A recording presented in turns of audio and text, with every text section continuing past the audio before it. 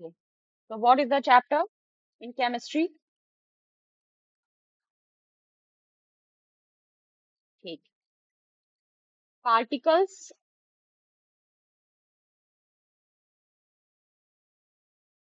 Particles का नाम सुना है?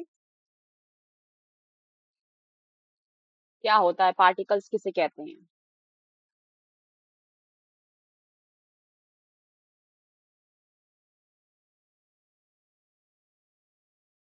कॉन्स्टिट्यूएंट.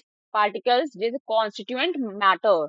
हाँ, छोटे छोटे बड़े बड़े जो भी हो सकते हैं पार्टिकल्स, कि उसमें कैसे मॉलिक्यूल्स हैं, एटम्स हैं. जी, बेसिक यूनिट भी कह सकते हैं.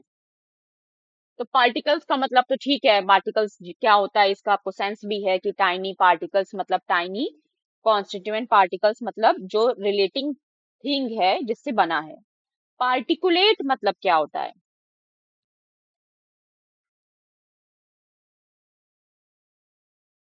पार्टिकल्स तो आपका नाउन हो गया कि कोई चीज है पार्टिकल्स, वो आपका नाउन हो गया. लेकिन पर्टिकुलेट, पार्टिकुलेट मतलब क्या होता है? पार्टिकुलेट का मतलब होता है कि किस चीज से मिलकर बना है. Made of. मेड ऑफ या relating to which tiny particles and all separate pieces made of which pieces, like a solid, liquid, जो भी मैटर है, जो भी पढ़ेंगे हम लोग. तो पर्टिकुलेट का मतलब होता है पर्टिकुलेट नेचर ऑफ मैटर, यानी कि जो आपका मैटर है वो किस चीज से मिलकर बना है उसे कहते हैं पर्टिकुलेट. और पार्टिकल होता है जो आप जानते हैं लाइक टाइनी पीसेस. ठीक है. And matter. What is matter? Anything around us is called matter. Matter की डेफिनेशन दें तो मैटर क्या हो जाएगा? मैटर की डेफिनेशन कि जो भी हमारे आसपास है, एनीथिंग अराउंड अस,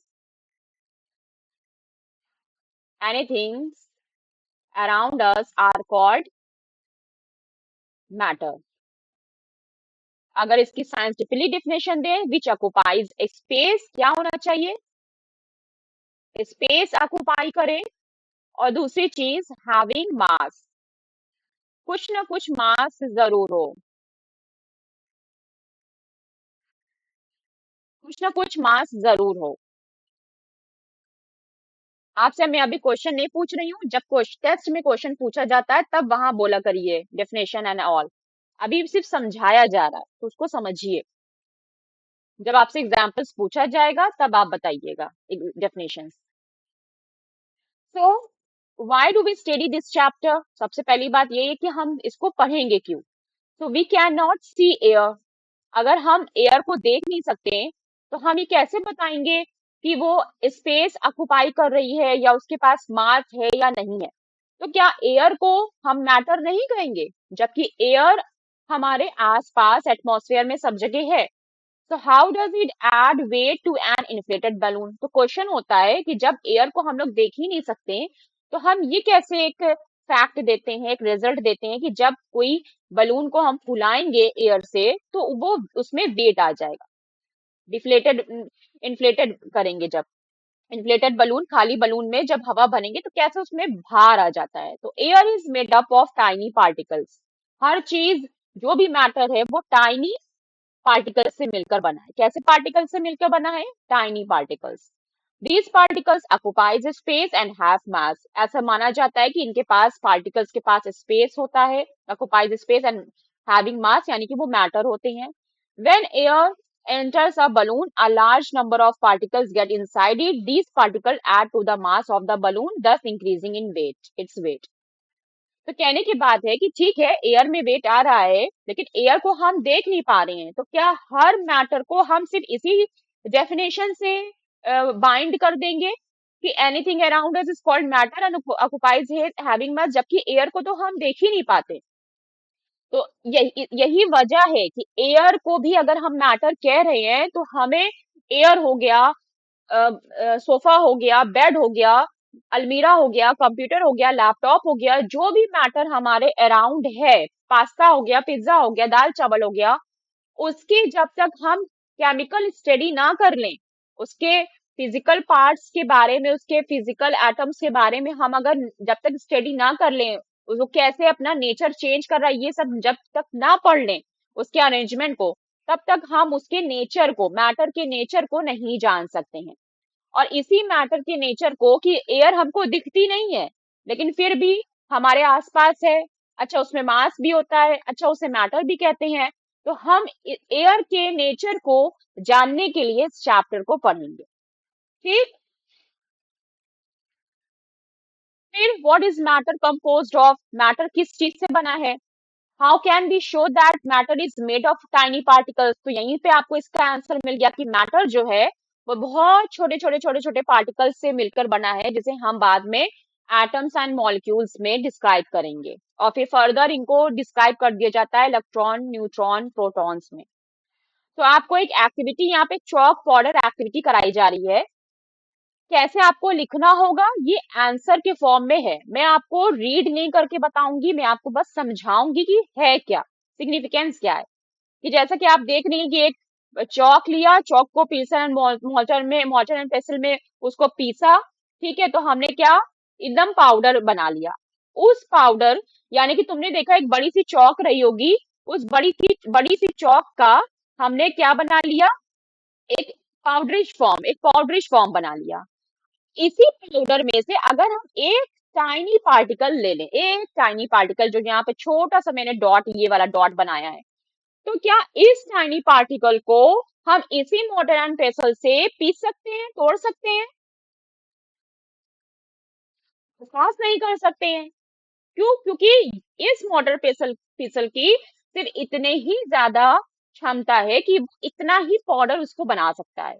तो अब हमारी समझ क्या है कि हम इस वाले को कहेंगे, इस वाले पार्टिकल को जो पाउडर में से एक ठो लिया गया है, उसको टाइनी पार्टिकल कह देंगे, और कह देंगे इसी बहुत सारे टाइनी पार्टिकल से मिलकर ये पूरा पाउडर में बना, और इसी से चौक बनी जिसको हमने मोल्ड कर दिया। ये हमारी लिमिटेड नॉलेज है कि इस लिमिटेड नॉलेज में हमने इतना जान लिया कि मैटर जो है वो टाइनी पार्टिकल से मिलकर बना है। लेकिन जब हमें साइंस की, टेक्नोलॉजी की हेल्प मिलती है, तो हम फर्दर ये जान पाते हैं कि भाई इस एक पार्टिकल के अंदर बहुत बड़ा यूनिवर्स छुपा हुआ है, कि इस एक पार्टिकल के अंदर भी बहुत सारी चीजें हैं समझने के लिए। ठीक।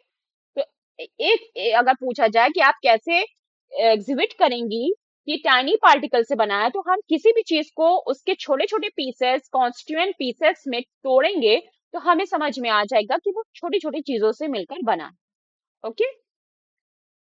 जैसे कि रोटी है, तो रोटी किससे बनी, रोटी रोटी पहले, फिर आटे आटे से आई, आटा कहाँ से आया, गेहूं से आया, गेहूं कहाँ से आया, बीज हुई थी, उसका पेड़ हुआ था, ठीक है, फसल हुई थी उसकी, इस हिसाब से धान।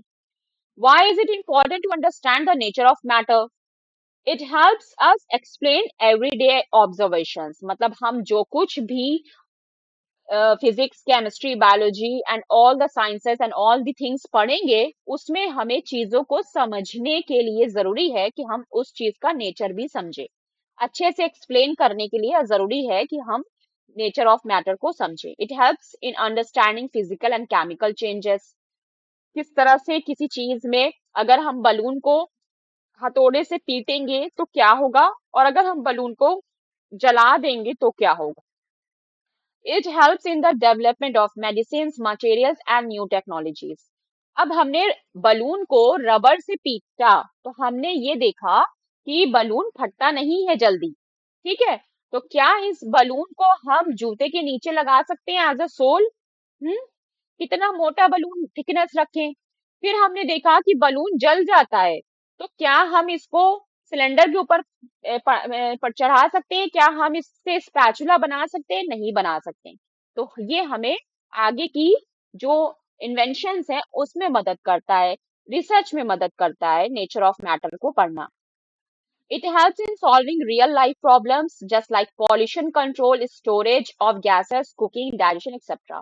तो स्पैचुला हम बलून के हेल्प से, बलून वाले मटेरियल से नहीं बना सकते हैं, क्योंकि वो जब हम रोटी पलटेंगे, पिज्जा को पलटेंगे स्पैचुला से, वो जल जाएगा, आग पकड़ लेगा। तो हम क्या कर सकते हैं, बलून वाला मटेरियल नहीं होना चाहिए, ऐसा मटेरियल होना चाहिए जो जले नहीं, जो आग को सह जाए, जिसका मेल्टिंग पॉइंट हाई हो। तो ऐसा कौन होता है जिसका मेल्टिंग पॉइंट हाई हाई हो? तो हमें पता चलता है ये चीज हमें सॉलिड, रिजिड सॉलिड में मिलेगी, like a metal, like iron, aluminium.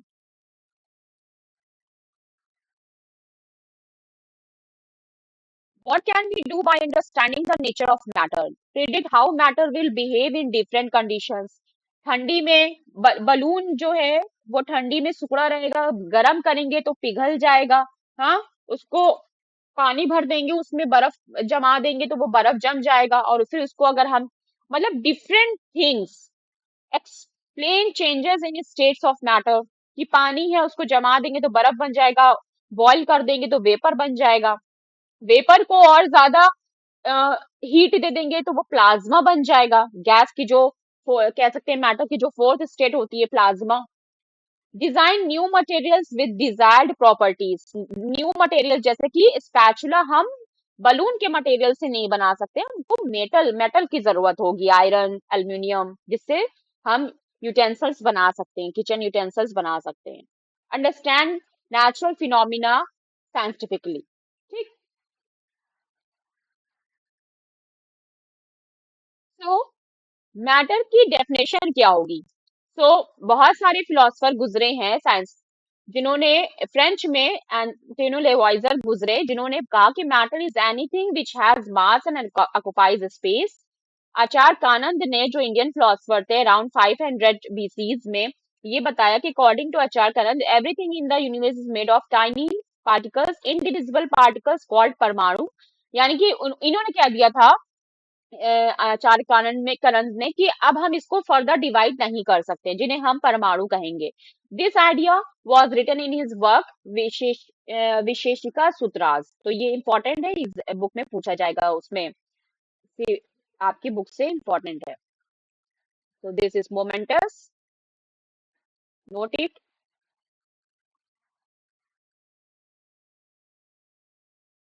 Constituent particles किसे कहते हैं?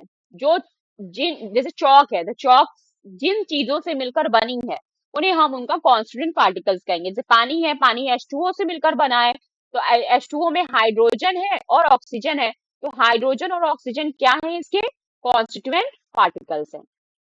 Hydrogen and oxygen constituent particles हो जाएंगे। दिस कैन बी एटम्स, ये एटम्स भी हो सकते हैं, मॉलिक्यूल्स भी हो सकते हैं, और आयंस भी हो सकते हैं। अच्छा, यहीं पर थोड़ा सा एटम्स, मॉलिक्यूल्स और आयंस को देख लें कि जैसे कि ये हाइड्रोजन है, तो ये हाइड्रोजन का एक एटम है, ठीक है।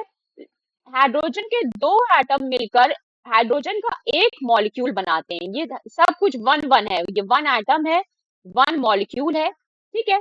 फिर इसी तरह से ऑक्सीजन में डिफरेंट होता है, तो एटम, मॉलिक्यूल्स और आयंस क्या है, कि जब हाइड्रोजन के पास जो एक इलेक्ट्रॉन है वो जब डोनेट कर देगा तो उसके ऊपर प्लस चार्ज आ जाएगा, क्योंकि उसने डोनेट किया है, नेगेटिविटी उससे चली गई है। तो जो चार्ज वाले एटम्स हैं, चार्ज वाले एटम्स, न्यूट्रल नहीं, उन्हें हम आयंस कहते हैं। Are these particles visible? नहीं, ये इतने छोटे होते हैं कि इन्हें हम नेकेड आईज से नहीं देख सकते हैं, बल्कि इनको देखने के लिए हमें इलेक्ट्रॉनिक इलेक्ट्रॉनिक माइक्रोस्कोप की जरूरत होती है। इलेक्ट्रॉनिक स्कोप, जिसे इलेक्ट्रॉनिक माइक्रोस्कोप भी कहते हैं, इनको देखने के लिए इसकी जरूरत होती है। अब मैटर की देखो 3 स्टेट्स होती हैं in general: solid, liquid, gas. In solid, liquid, gas को हम डिफरेंट प्रॉपर्टीज में समझेंगे। वो डिफरेंट प्रॉपर्टीज में से एक प्रॉपर्टी है आपके पास इंटर पार्टिकल स्पेस, जिसे इंटर पार्टिकल स्पेस भी कहते हैं, और इंटर इंटर मॉलिक्यूलर स्पेस भी कहते हैं, ठीक है, इंटर मॉलिक्यूलर स्पेस भी कहते हैं। तो क्वेश्चन है, why does sugar dissolve in water? कभी आपने शुगर को अगर पानी में घोला हो, या नमक को पानी में घोला हो, तो ऐसा क्या होता है कि शुगर इनविजिबल हो जाती है, डिसॉल्व हो जाती है? इसका एग्जाम्पल ऐसे समझो कि अभी एक कमरा है तुम्हारे मेरे सामने, एक कमरा दे दिया गया है, एक रूम दे दिया गया है, ये एक रूम है, ठीक है, एक रूम है, और इसका ये एक गेट है, ठीक है, ये गेट है, यहाँ से जाएंगे और इधर बहुत सारे पीपल्स हैं, ठीक है, पीपल है। अब इस कमरे में ऑलरेडी इस कमरे की जो क्षमता है, जो कैपेसिटी है, वो 100 की है, 100% की है, ये 100% इसमें आ सकते हैं। हम ये कहें कि इसमें 40 हैं, 40% है ऑलरेडी, और बाहर तो बहुत सारे लोग हैं, 10 की पावर 4 हैं, कुछ भी हैं। अभी जब इसमें 40 लोग हैं और 100 लोग आ सकते हैं, तो अभी भी इसमें खाली जगह कितनी है, वैकेंसी कितनी है, वैकेंट कितना है, वैकेंसी कितनी है, 60 की वैकेंसी है, 60% आ सकते हैं। तो हम ये कहेंगे अगर हम इधर से 60% को भेजें तो क्या होगा, 60 को छोड़ो 85 को भेजते हैं तो 50 क्या होंगे, इसके अंदर आ जाएंगे, कमरे में आ जाएंगे, बैठ जाएंगे, कोई दिक्कत होगी, कोई दिक्कत नहीं होगी, बहुत ही इनोसेंट पर्सन है सब, लड़ाई झगड़ा वाले नहीं ना, बहुत ही काइंड हार्टेड है, तो सब अपनी अपनी कुर्सी पे बैठ जाएंगे। ठीक, एक केस ये है, बैठ जाएंगे। लेकिन अब जो लोग हमने दूसरा केस लेते हैं, जगह कम है बस, अब हम इसको समझा रहे हैं, केस 1 हो गया, अब दूसरा केस लेते हैं। दूसरा केस ये है कि जो 50 लोगों को हमने भेजा है ना, ये काइंड हार्टेड नहीं है, उद्यमी टाइप के हैं, ठीक है, ये एक जगह नहीं बैठेंगे, तो ये क्या करेंगे, कुछ कमरे के बाहर धक्का दे दिया जाएगा कुछ लोगों को, तो इसका मतलब है कि कमरे में नहीं रहेंगे, रहेंगे तो अच्छे से नहीं रह पाएंगे, ये विजिबल होंगे, अपने आप को रिकॉग्नाइज कराएंगे, ये घुल मिल नहीं जाएंगे लोगों के साथ, शांति बना के नहीं रहेंगे, ठीक है। तो ये केस 2 हो गया। तो जो केस 1 था वो शुगर जब डिसॉल्व हो रही है पानी में, वो केस 1 था, और जो केस 2 था, जो लोग उद्यमी टाइप के हैं, इनोसेंट नहीं है, ठीक है, थोड़ा शरारती मिजाज के हैं, वो केस 2 टाइप है, जब हम सैंड को पानी में घोलेंगे। अच्छा, पानी क्या है, पानी रूम है, रूम में स्पेस है 100 लोगों के लिए, 40 पहले से थे तो 50 और हमने भेजे तो एडजस्ट हो गए। तो same thing happen in the chemistry कि जो वाटर है, वाटर के अंदर H2O, जो एक H2O है, वाटर है, वाटर के अंदर हाइड्रोजन और ऑक्सीजन का जो एक अरेंजमेंट है, वो इस तरह से है, हाइड्रोजन और ऑक्सीजन का अरेंजमेंट, कि इनके बीच में बहुत सारे रूम्स खाली हैं, इनके बीच में बहुत सारे रूम्स खाली हैं। किसके लिए खाली है, अदर मॉलिक्यूल्स के लिए, जैसे कि डिसॉल्वेबल, जो डिसॉल्वेबल सॉल्युबल हो, जैसे कि सॉल्युबल क्या क्या है, शुगर है, सॉल्ट है, फिटकरी है, एलम्स, ये सारी चीजें डिसॉल्वेबल सॉल्युबल हैं। तो शुगर क्या हुई, जाके इस इनके कमरे में बैठ गई, इनके कमरे में बैठ गई, शुगर के मॉलिक्यूल इनके कमरे में बैठ गए, इनके कमरे में बैठ गए, बैठने का मतलब कि सुकून से बैठ गए, और फिर ये ऐसे हो गए कि बिल्कुल पानी की तरह ही हो गए, हमें पता ही नहीं चला कि इसमें शुगर मिली भी है। लेकिन अगर यहीं पर हम सैंड घोलते हैं, सैंड कैसा है, केस 2 है कि उद्यमी टाइप का है, थोड़ा शरारती है, तो सैंड को चाहे हम जितने पानी में घोल दें, जितना चला दें, जितना गर्म कर दें, वो भाई डिसॉल्व नहीं होगा। क्यों, क्योंकि वो इनसॉल्युबल है।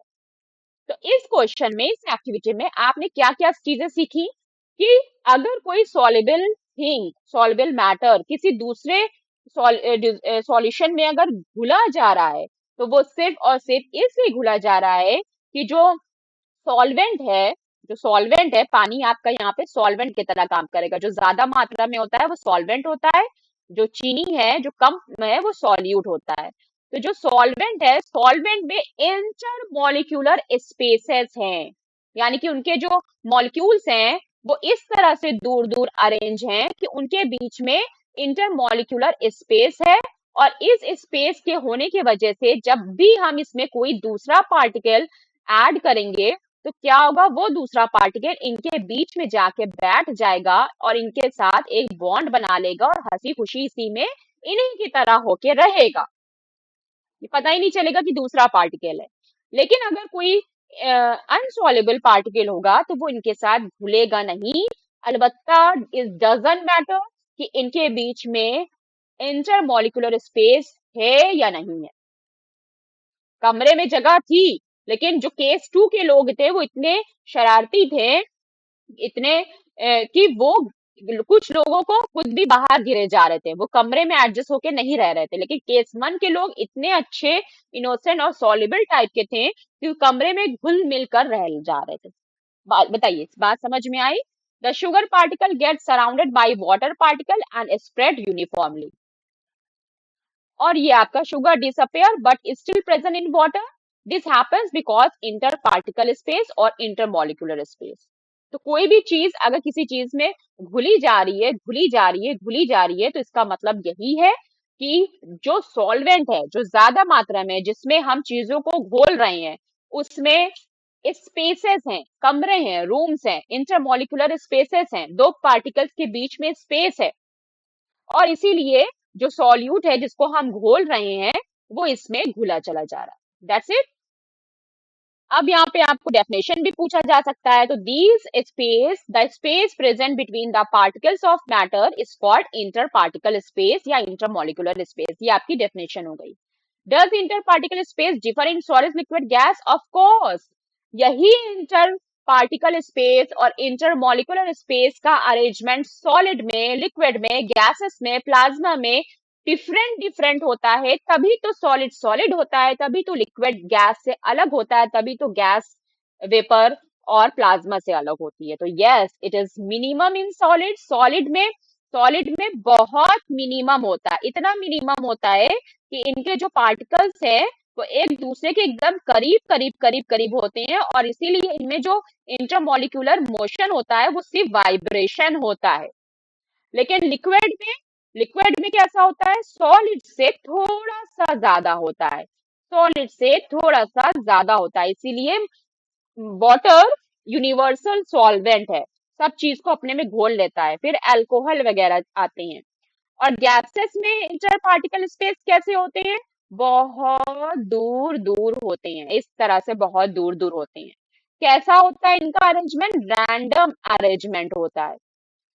Okay, now 6 point, what decides the different states of matter? ये हम क्या चीज है, कौन सी प्रॉपर्टी है जो ये डिसाइड करती है कि ये मैटर सॉलिड होगा, पानी जो है ग्लास में पीने वाला वो लिक्विड है, जो बॉईल कर दिया वो गैस है तो गैस क्यों है?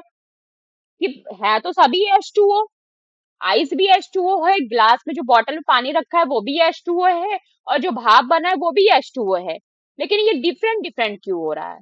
तो ये क्या डिसाइड करता है? ये डिसाइड करता है बेटा intermolecular attraction, force of attraction between particles. यहाँ पे देखो इसकी डेफिनेशन भी आ गई है। तो इंटरमोलिक्यूलर अट्रैक्शन क्या है?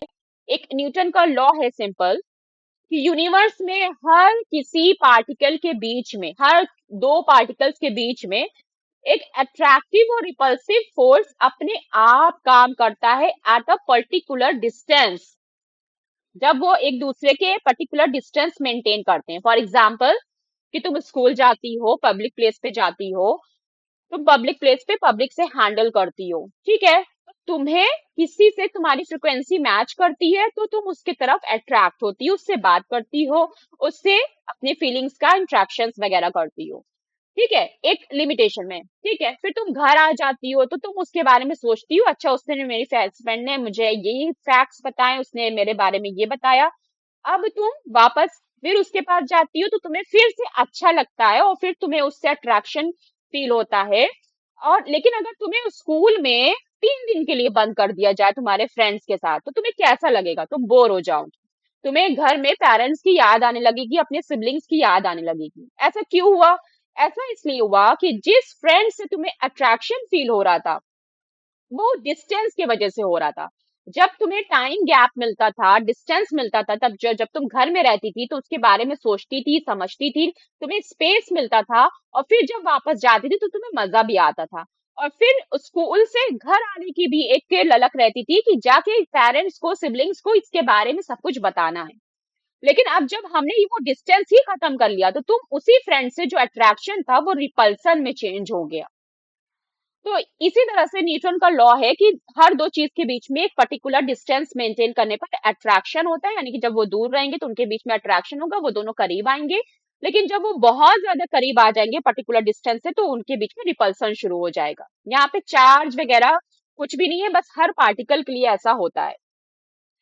मैग्नेटिज्म और इलेक्ट्रिसिटी वाला मत लेना कि अपोजिट चार्ज रिपल्स करेंगे, सॉरी अट्रैक्ट करेंगे, सेम चार्ज रिपल करेंगे, वो वाला सीन यहाँ पे नहीं है। ठीक है, तो इंटर पार्टिकल इंटरमोलिकुलर अट्रैक्शन क्या है कि यही जो मॉलिक्यूल्स है सॉलिड में, लिक्विड में और गैस में, इन तो सॉलिड में इन मॉलिक्यूल्स के बीच में जो इंटरमोलिकुलर अट्रैक्शन है वो हाईएस्ट होता है, एक्सट्रीमली होता है।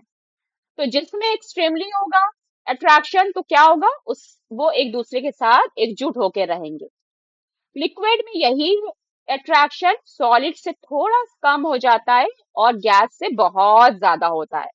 तो इनके मॉलिक्यूल्स थोड़ा थोड़ा सॉलिड से दूर हो जाते हैं। लेकिन गैस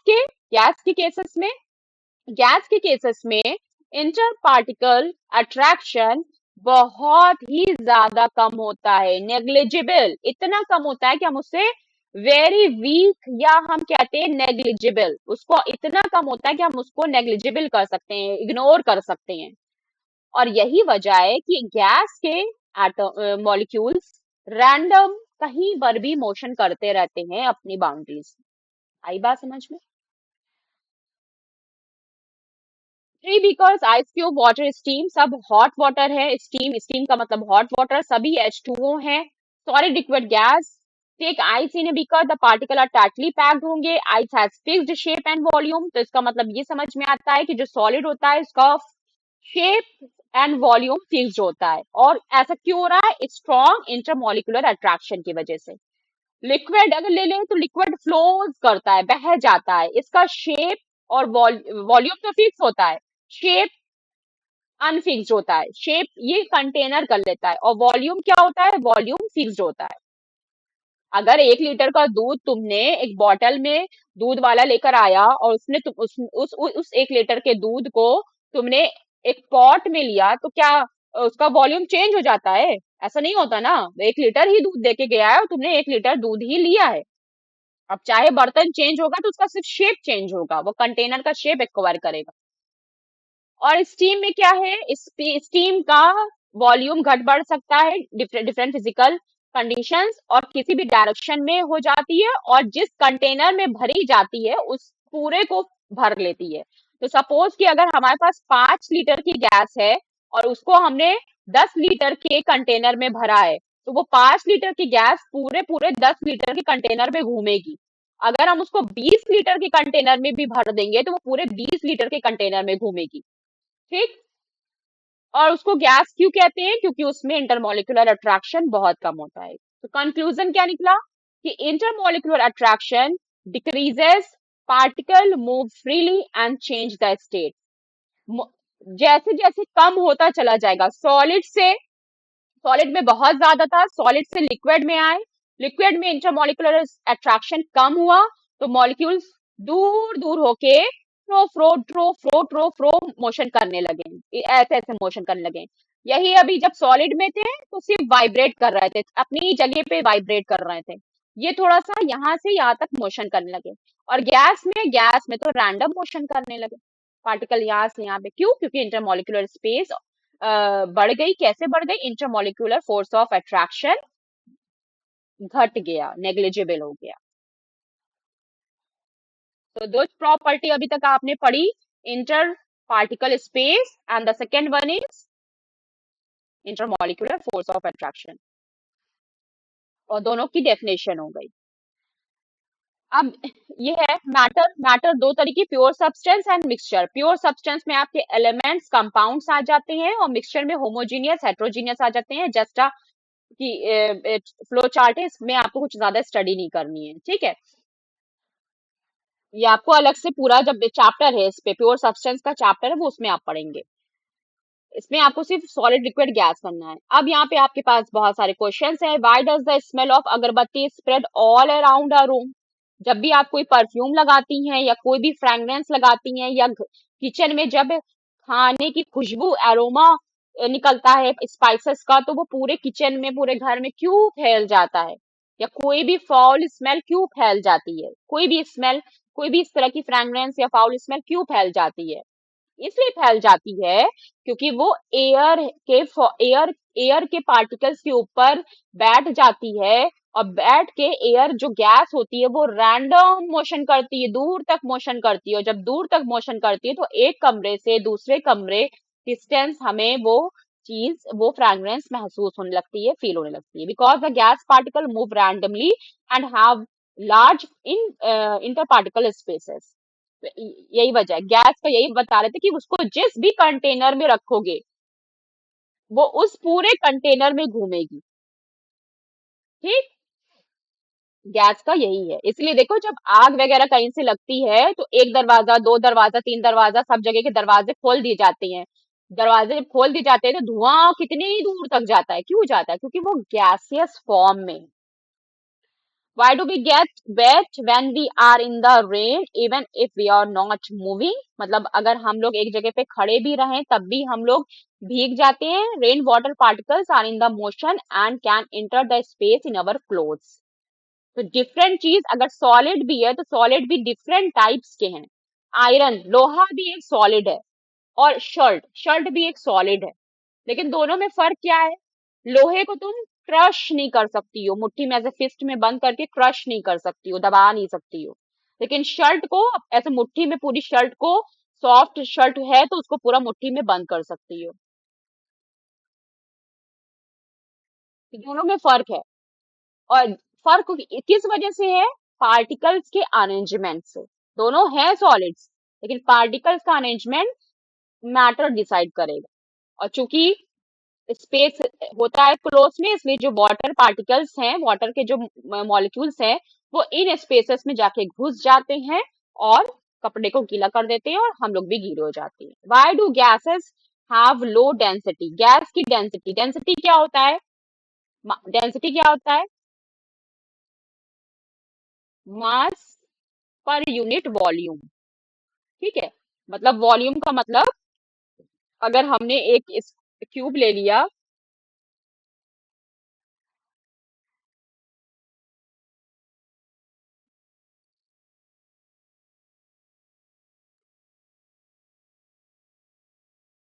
अगर हमने एक क्यूब ले लिया, ये क्यूब, और यहाँ पे ये 1 सेंटीमीटर, 1 सेंटीमीटर और 1 सेंटीमीटर इसकी लेंथ ब्रेथ हाइट है, लेंथ ब्रेथ हाइट है, तो इसका वॉल्यूम क्या हो जाएगा? 1 सेंटीमीटर क्यूब, ये इसका वॉल्यूम हो जाएगा। और इस एक वॉल्यूम में जितने मास होंगे वो इसकी डेंसिटी बढ़ाएंगे। तो ज्यादा मास होंगे तो डेंसिटी भी ज्यादा होगी, कम मास होंगे, कम पार्टिकल्स होंगे तो इसकी डेंसिटी भी क्या कम होगी। और मास और वेट क्या होता है? मास एंड वेट, ये आप एक्सप्लोरिंग फोर्स में पढ़ चुकी हैं। ओके, सो वहां से जाइए, रिवीजन करिए, लास्ट चैप्टर में पढ़ चुकी हैं। यस, तो यानी कि मास बढ़ेगा तो डेंसिटी बनेगी, बढ़ेगी। डेंसिटी क्या है? डेंसिटी इस तरह से मास के डायरेक्टली प्रोपोर्शनल है। ये सब साइन जब एक बार बता दे तो नोट करके लिख लो, कोई नई चीज नहीं बता रहे, डायरेक्टली प्रोपोर्शनल है, प्रोपोर्शनलिटी में भी पढ़ा है। मतलब मास बढ़ेगा तो डेंसिटी भी बढ़ेगी, मास घटेगा तो डेंसिटी घट जाएगी। डेंसिटी अगर कम है तो इसका मतलब है मास कम है। ठीक है, तो gases, why do gases have low density? तो गैस का अगर तुम एक स्ट्रक्चर बनाओ, ये तुम्हारा पर यूनिट वॉल्यूम अगर हम मान लें, तो उसमें मॉलिक्यूल्स कैसे हैं? दूर दूर है ना। ये जो मास है, जो पार्टिकल्स है, दूर दूर है। ये गैस में, यही चीज लिक्विड में करें तो लिक्विड में कैसे है? थोड़े करीब करीब है, गैस से करीब है। और सॉलिड की अगर बात करें तो सॉलिड में बहुत करीब करीब है, बहुत ज्यादा करीब करीब है। तो मास पर यूनिट वॉल्यूम किस में ज्यादा हो रहा है? सॉलिड में सबसे ज्यादा हो रहा है, हायर। सॉलिड में सबसे ज्यादा हो रहा है। सबसे कम किस में हो रहा है? लेसर, बल्कि लीस्ट हो रहा है, लीस्ट हो रहा है गैस में। और मॉडरेट किस में है? लिक्विड में। तो अब इस हिसाब से बताओ कि डेंसिटी सबसे ज्यादा किसकी होगी? डेंसिटी सबसे ज्यादा किसकी होगी? सॉलिड की होगी। मॉडरेट और सबसे कम किसकी होगी? गैस की होगी। ये सॉलिड है, L for liquid, S for solid. तो ये वाले क्वेश्चन से, क्वेश्चन नंबर 3 से आपको गैस को तो पता चल गया, और साथ ही साथ ये भी मैंने आपको इम्पोर्टेंट एक मोमेंटस क्वेश्चन बता दिया कि अगर तीनों में वेरिएशन पूछे तो कैसे पूछे, इसका एक्सप्लेनेशन है। Because gas particles are far apart and have very weak attraction. और दूर दूर क्यों होते हैं? गैस में मॉलिक्यूल्स जो हैं वो दूर दूर क्यों होते हैं, उसका रीजन क्या है? वीक अट्रैक्शन, पार्टिकल्स के अट्रैक्शन, इंटरमॉलिक्यूलर अट्रैक्शन वीक होता है। Can particle of different substance be mixed uniformly? कैसे मिक्स्ड यूनिफॉर्मली? अगर यूनिफॉर्मली मिक्स्ड हो जाए तो होमोजीनियस मिक्सचर कहलाएंगे ना, यूनिफॉर्मली कंपोजिशन थ्रू आउट। हो सकता है डिफरेंट सब्सटेंस, तभी हो सकता है जैसे कि salt in water. Yes, if the inter particle space are suitable. हमको ये देखना होगा इंटर पार्टिकल स्पेस सुटेबल है कि नहीं। कैसा एग्जाम्पल हो सकता है? Salt in water, sugar in water, ये सारी चीजें। सैंड इन वाटर नहीं होगा, वो क्या हो जाएगा? हेट्रोजीनियस हो जाएगा। Sand in water, sand in H2O heterogeneous है, लेकिन शुगर, शुगर इन H2O एक लिमिटेशन में होमोजीनियस है। Can be compress a gas but not a solid? अभी जैसे एग्जाम्पल हमने तुमको दिया, शर्ट को हम कंप्रेस कर सकते हैं, क्रश कर सकते हैं, लेकिन आयरन को नहीं कर सकते, सॉलिड को नहीं कर सकते। और गैस को भी हम कंप्रेस कर सकते हैं, कंप्रेस कर सकते हैं। वही तो किचन की गैस हम लोग यूज करते हैं कि नॉब को ओपन करते हैं तो प्रेशर रिलीज हो जाता है, नॉब ऑफ करते हैं तो वापस से वो प्रेशर हाई हो जाता है। हाई प्रेशर में गैसेस क्या हो जाती है? लिक्विफाइड हो जाती है। तो gas has large inter particle space. ठीक है, इसको कैसे समझेंगे? क्वेश्चन नंबर 5 को इस तरह से समझो। क्वेश्चन नंबर 5 को इस तरह से समझो। क्वेश्चन नंबर 5 का एक्सप्लेनेशन, सपोज कि ये एक कमरा है। इस कमरे की कैपेसिटी 100%, जो हमने पहले ली थी वही वाला कमरा फिर से ले लिया है, बार बार कमरा नहीं लेंगे, एक ही कमरा ले रहे हैं। 100% है। अब इसमें हमने 40% पहले से बैठा रखी हैं। अब इसमें हमने 20, अगर हम यहाँ 30 बैठाएं तो आ जाएंगे, आ जाएंगे। अब हम इसमें अगर 20 और बैठाएं तो आ जाएंगे, आ जाएंगे। 90 हो गया, 100% है, आ जाएगा। अब हम इसमें 10 भी बैठाएं तो आ जाएंगे, हाँ आ जाएंगे, क्योंकि 100% की कैपेसिटी है, सीट्स है 100% की, आ जाएंगे। अब हम इसमें 5 और घुसोड़ रहे हैं किसी तरह से, चलो 5 और जाओ, तो कुछ बाउंड्री पे आ गए। 5 इधर से डाल दिया तो कुछ बाउंड्री पे आ गए। अब 5 इधर से डाले बाउंड्री पे, अब 5 और डाल रहे हैं तो सब कहाँ गिर रहे हैं? बाहर गिर रहे हैं। ठीक है, तो इस वाले 5 को थोड़ा सा हमने पुश किया, फोर्स लगाया, धक्का दिया, तो ये 5 यहाँ पे अंदर चला गया, थोड़ा सा स्पेस था, ये वाला 5 भी अंदर चला गया, ये वाला 5 भी अंदर चला गया। तो ये जो 5 थे, ये 5% तो अंदर चले गए। क्यों चले गए? क्योंकि थोड़ी बहुत जगह थी कुर्सियों के बीच में, जमीन में जाके बैठ गए होंगे। लेकिन अब ये क्या है? अब एकदम भर चुका है रूम, अब एकदम से भर चुका है। क्या रूम में अब जमीन में भी जगह है? नहीं, अब ज्यादा भरेंगे तो सफोकेशन होने लगेगा। रूम एकदम भर गया है। अब हम 10 लोगों का एक झुंड लेकर आ रहे हैं, उसमें भर रहे हैं, तो क्या ये जा पाएंगे? इनको खूब पुश लगा रहे हैं, क्या हो जाएगा? पुश लगाने के बावजूद भी, फोर्स लगाने के बावजूद भी ये अंदर नहीं जाएंगे। क्यों? क्योंकि अब ये सॉलिड बन चुके हैं। पहले ये गैस थी, गैस से लिक्विड बना, फिर सॉलिड बन गया। इसका मतलब क्या है कि गैस को हम लोग हाईली कंप्रेस कर सकते हैं, लिक्विड को गैस से थोड़ा सा कम कर सकते हैं, लेकिन सॉलिड को हम कंप्रेस नहीं कर सकते हैं। एकदम से तो नहीं है, इम्पॉसिबल। उसके लिए बहुत बड़ी कंप्रेशर मशीन आती है, जिसको स्क्रैपर मशीन्स देखती होगी ना, स्क्रैप, बड़ी बड़ी गाड़ियों को स्क्रैप में डालते हैं तो वो उसको पुश करके एकदम दबा के कर देता है। लेकिन दबाता भी है तो किसी एक रहता है तो वो सॉलिड ही है ना। इतनी बड़ी गाड़ी थी, उसको दबा के इस तरह से छोटा सा कर दिया तो रहा तो वो सॉलिड ही। तो गैस है, ऐसा क्यों हुआ? क्योंकि उसमें पहले जगह थी, स्पेस था। तो गैस में जो इंटर पार्टिकल स्पेस है वो ज्यादा है, इसलिए हम उसको ज्यादा कंप्रेस कर पाते हैं।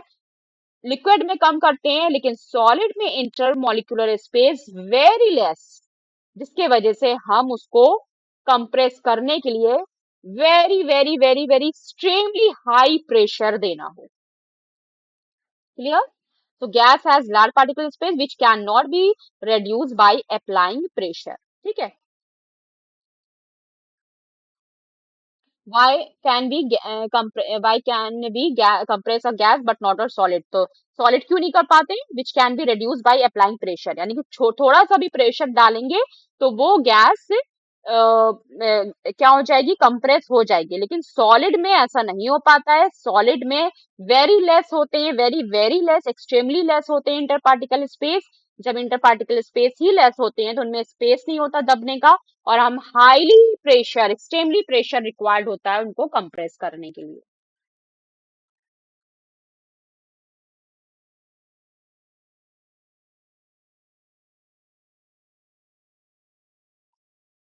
अब यहाँ पर आपको सॉलिड, लिक्विड, अब अभी तक अगर आपने इतना समझ लिया जो ऊपर की शीट 1 थी, तो अब आपको सॉलिड, लिक्विड और गैस की अलग अलग स्टडी करनी है। और अगर आपने सॉलिड की स्टडी अच्छे से कर ली तो फिर लिक्विड गैस की बहुत इजी होगी। जस्ट रिमाइंड करवाएंगे, आपको चीजें समझ में आ जाएंगी। What is solid state of matter? State of matter in which substance have a definite shape. अभी ऊपर हमने देखा कि डेफिनेट शेप होता है, डेफिनेट वॉल्यूम होता है। ड्यू टू क्यों होता है definite shape and different volume? क्योंकि उनको इंटर पार्टिकल अट्रैक्शन बहुत ज्यादा होता है और इंटर पार्टिकल स्पेस बहुत कम होता है, are called solid. Interparticle attraction ज्यादा होने की वजह से उनमें इंटरमोलिकुलर स्पेस क्या होता है, वेरी लेस होता है। इंटरमोलिकुलर स्पेस वेरी लेस होता है। क्यों लेस होता है? क्योंकि अट्रैक्शन वेरी हाई होता है। Examples, these are examples. ठीक, फिर इनकी डेफिनेशन, मैटर इज एनीथिंग, ठीक है, ये तो हो गया। डेमोक्राइटस ने भी एक दी थी एटम्स की, matter is composed of tiny invisible particles called atoms moving in empty space. ठीक है, ये एक्स्ट्रा आपको डेफिनेशन दे दी गई है। अब यहाँ पर एक्टिविटी देखिए। To understand solid has definite shape and definite volume. तो एक आपको वुडन ब्लॉक ले लेना है, बार ऑफ सोप, क्या करा रहे, ऑब्जर्व द शेप, कैसे होते हैं, सब फिक्स्ड होते हैं। ठीक है, place each solid in a measuring cylinder and note the volume of a water displace. मतलब आप एक बीकर ले लीजिए, एक बीकर ले लीजिए जिसमें आपका मेजरिंग हो, वो सारी मेजरमेंट लिखी हो, और बारी बारी से सारी चीजों को आप इसके अंदर डालिए। तो अगर पानी आपने इतना भरा रखा है तो जब आप कोई इसमें सॉलिड पोर करेंगी, अंदर करेंगी, तो पानी थोड़ा सा, पानी का लेवल बढ़ जाएगा। कितना पानी का लेवल ये बढ़ा है इसको आप फिर स्केल पर मेजर कर लीजिए, तो आपको ये समझ में आएगा कि different solid different volume displace कर रहा है। ठीक है, where you able to change the shape of these solids easily, किसी का शेप चेंज कर सकती हो। हाँ, तोड़ के ये डाइस, इसको शेप का साबुन को का शेप कैसे चेंज करोगी, कर पाओगी? घिसती रहो पूरा दिन, चूरा बनाओ उसको। ठीक है, ये सारी चीजें। Did the volume of water displace remain the same for all the solids? हाँ, तभी सेम होगा जब सबका वॉल्यूम सेम होगा। अगर वॉल्यूम डिफरेंट है, एक बड़ी सी मेज है, एक छोटा सा डाइस है, तो दोनों का जो पानी डिस्प्लेस करेगा वो भी डिफरेंट होगा। Solids have definite shape, definite volume, their shape and volume do not change easily, आसानी से हम नहीं चेंज कर सकते हैं उसको। ठीक है, फिर यहाँ पर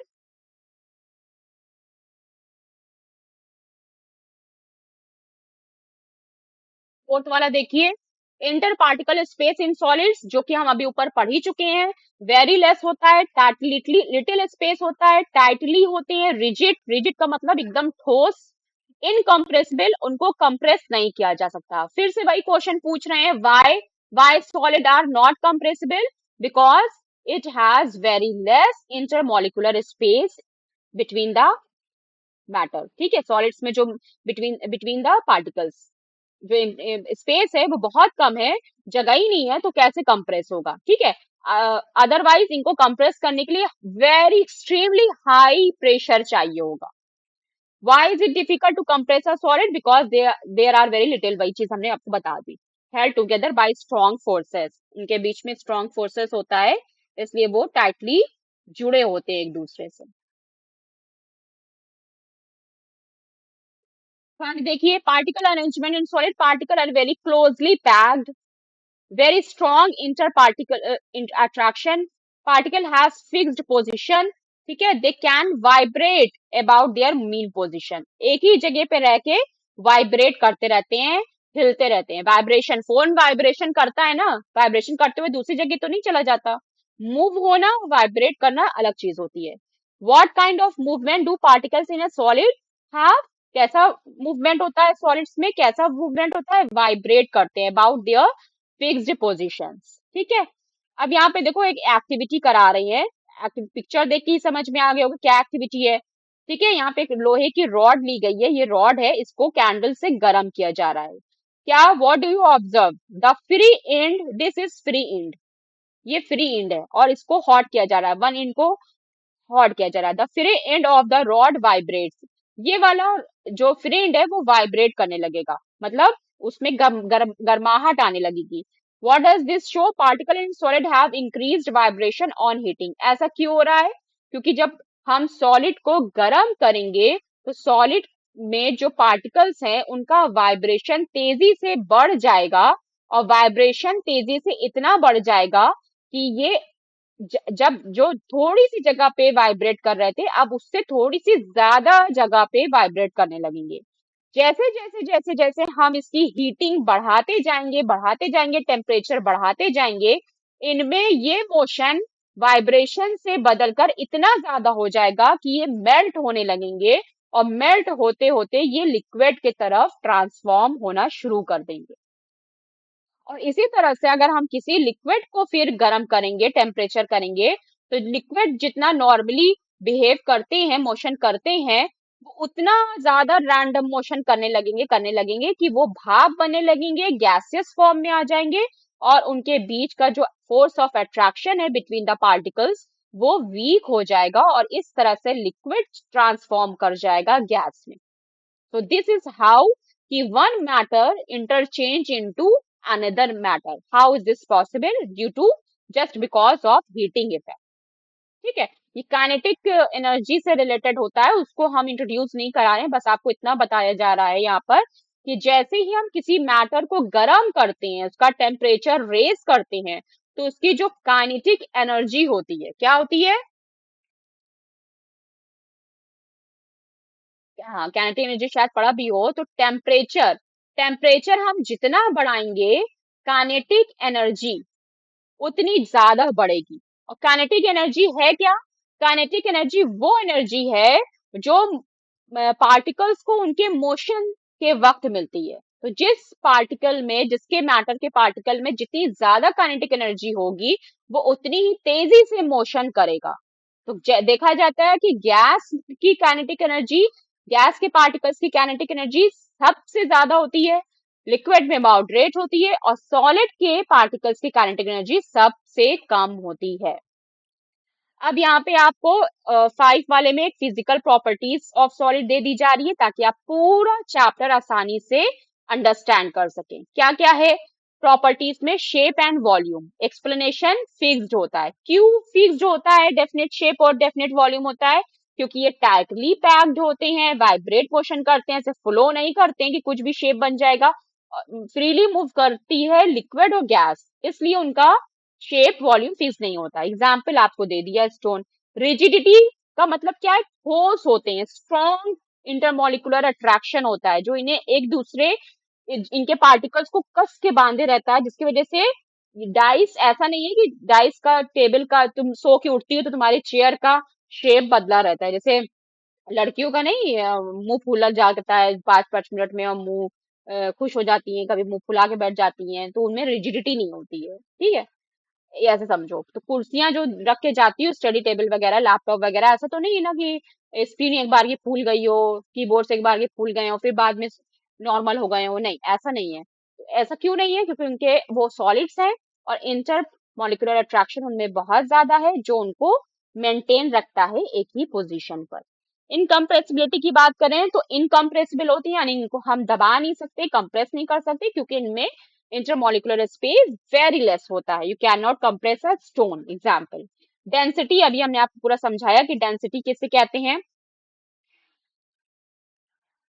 पार्टिकल्स आर क्लोजली पैक्ड, इसलिए इनकी डेंसिटी भी ज्यादा होती है। कि पर यूनिट वॉल्यूम में सबसे ज्यादा पार्टिकल किसमें एक ही जगह पे रहते हैं? सॉलिड में। गैस में तो दूर दूर रहते हैं ना, तो गैस की डेंसिटी सबसे कम हो जाएगी। इसीलिए gold is denser then would. Would खोखली होती है, पोरस भी होती है, लेकिन गोल्ड जो होता है वो डेंस होता है।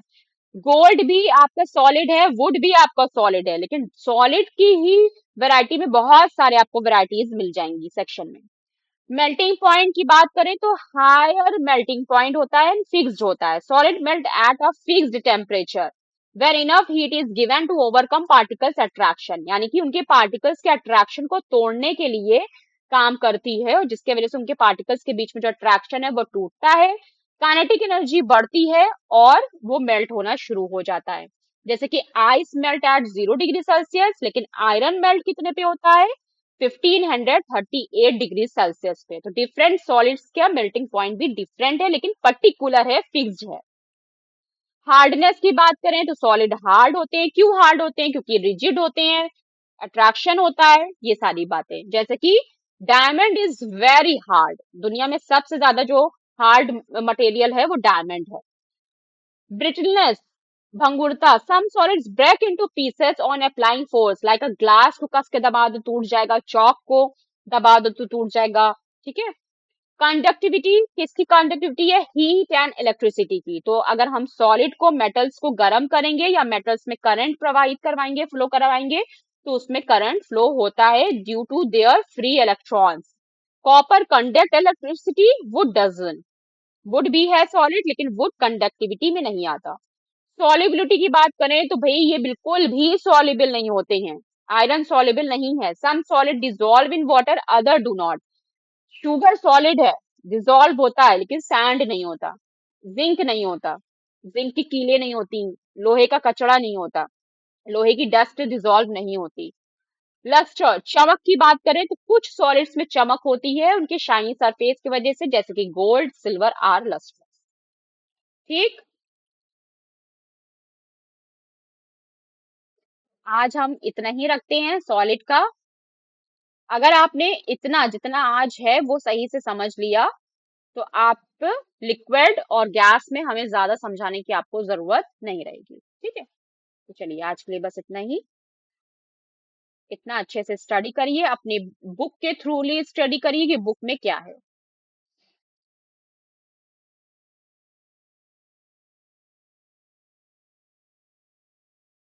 अल्लाह हाफिज।